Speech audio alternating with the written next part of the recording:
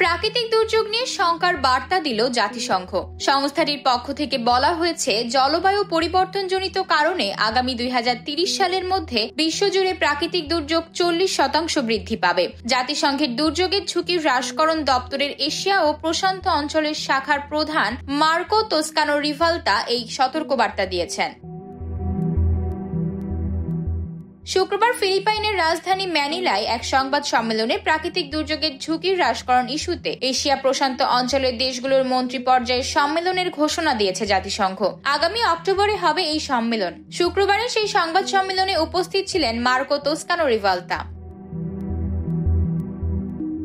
জানা যায়, আগামী অক্টোবরে এই সম্মেলন হবে। এতে এশিয়া প্রশান্ত অঞ্চলের 62টি দেশের মোট 2500 জন প্রতিনিধি অংশ নেবেন বলে আশা করা হচ্ছে।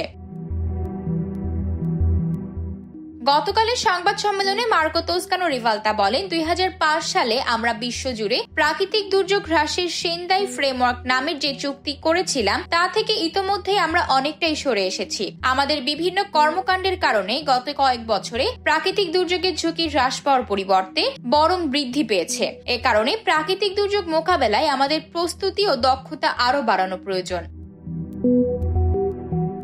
তিনি আরো বলেছেন, জাতিসংঘ প্রত্যাশা করছে যে এশিয়া প্রশান্ত অঞ্চলে প্রাকৃতিক দুর্যোগের ঝুঁকি হ্রাসকরণ কর্মসূচিতে নেতৃত্বের জায়গায় থাকবে ফিলিপাইন। এই প্রত্যাশার পক্ষে যুক্তিও তুলে ধরেন তিনি।